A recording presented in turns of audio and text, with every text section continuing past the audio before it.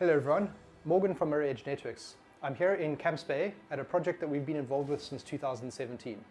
Originally, we designed and built the cinema for our client in this house, and in 2021 he asked me if we could take over the management of the entire house audio, video, network and Wi-Fi system.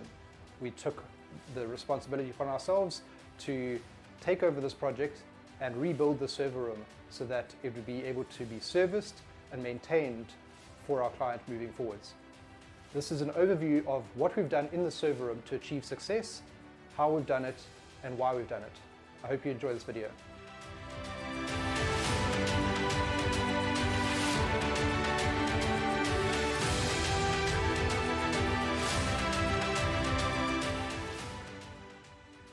To start with, I'm going to detail what we've done in the main equipment rack in the server room. This is where all of the network cabling is terminated from the rest of the house, and this is how we've been able to achieve success with this project. Starting at the top, we've got a network-enabled power distribution unit. This is basically a multi-plug that we can log into and we can turn on and off devices. This PDU takes care of all of the equipment that's in this equipment rack. From that, we've got the what we call a UniFi Pro. It's basically the router, and it's a UniFi device that reports back to a server that we have access to. That allows us insight into what's going on in this house, be it devices that are connected to the network, if we need to make any changes to network switches, Wi-Fi antennas, or any internet credentials within this house. Beyond that, we have the patch panels, which are the terminations of all the cables that are coming into the house. Most notably, what we've got here is our typical color coordination.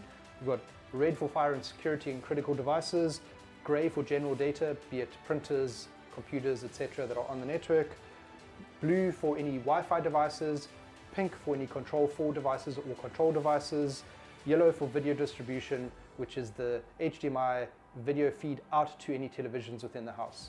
Not seen in this rack just yet are any orange cables, which are data for video devices, and we've got green, which are also control devices within the house. Further from that, at the bottom, we have what are called speak-on connections. These are speaker connections that can be plugged in and plugged out, which are going to the amplifiers in this house.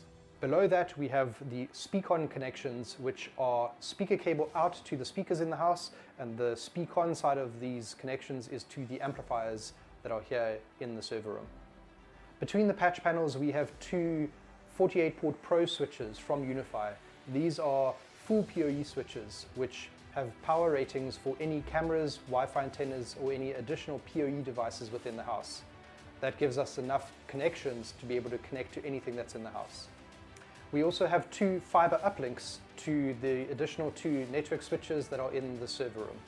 Unfortunately, because this was a takeover project and we weren't involved with the cabling installation from the beginning, the cabling that's on the cable trays at the top here is not according to our traditional color specifications, but we have taken the time to identify where the cables are going to and label them on the back of the patch panels so that we can identify them for any future service.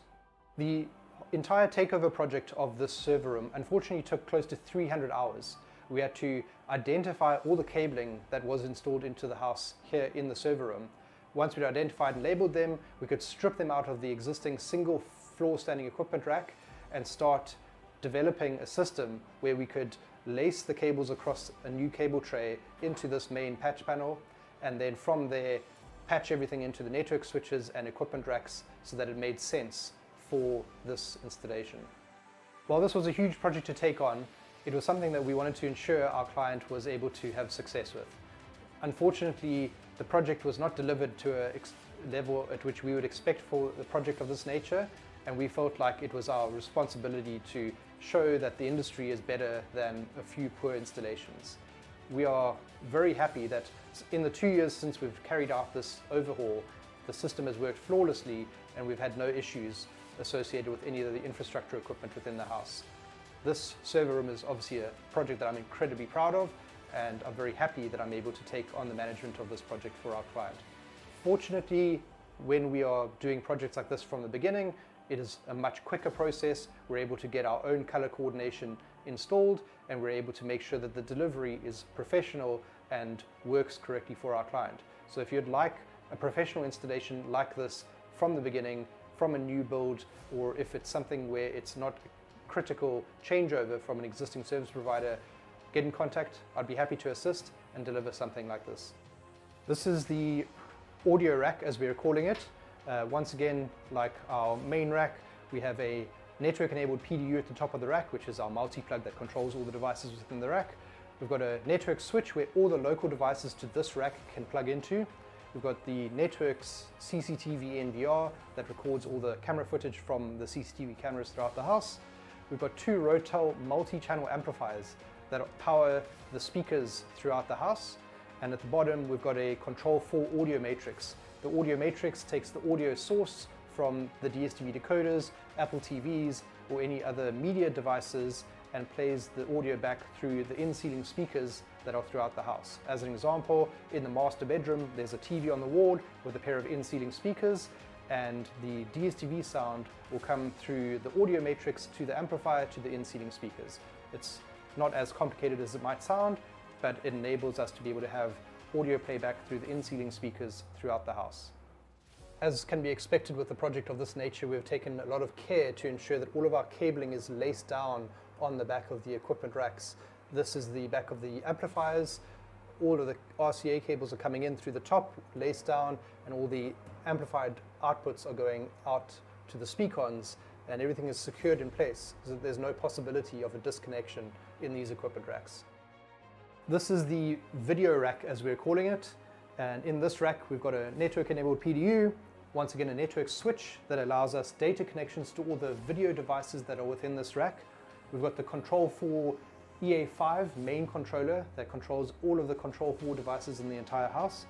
We've got a shelf with two Apple TVs that are the Apple TV that's distributed to every single television in the house. We've got three DSTV decoders that are available for our client to watch DSTV throughout the house, and then two decoders for his live-in staff. And at the bottom, we've got a Control 4 video matrix. The video matrix takes all of the video sources in from this equipment rack and it sends it out over a single yellow Cat6 cable to each TV, so that all of the sources that are in this equipment rack are available on every single TV in the house. A really nice way to be able to maximize what you have as a video source in every single room of the house. This is the back of the video distribution rack, and as should be carried out in any equipment installation, we have lacing bars across the back of the equipment rack where our video data cables are tied in, our HDMI cables are tied in. Of course, our DSTV hardware is secured with our incoming internet DSTV feeds from the satellite dish and our outgoing IF feeds to each of the decoders. So once again, making sure that no hardware can move, which could cause a disconnect if anybody were to come in here to do service work without us knowing. In this server room, we have a comprehensive set of equipment required for the solar system and the Tesla Powerwall system that is running this entire house. We're very fortunate that load shedding and power interruptions is not an issue that we have to deal with on this project. In the server room, we have an air conditioning unit which enables us to keep the air at a constant temperature in this server room, and we also eliminate issues, considering we're close to the sea, of corrosive air and salt air getting into the server room. To ensure that we had a place to put our cable route from the main equipment rack through to the two floor standing racks, we built a riser that we could bring a cable tray across the floor under the two racks and bring the cables up into the two racks. This also enables us to keep the equipment cabinets clean from dust, because the dust settles on the floor and isn't sucked up into the equipment racks. And it also gives us a great way to showcase these two racks with a little bit of LED lighting underneath the riser. So that's an overview of how we have delivered this server room for our client. Of course, if we're able to get in at the beginning of a project, we're able to plan out exactly how the installation takes place and the layout of equipment cabinets like we have in this room, which ultimately leads to success for the project as a whole.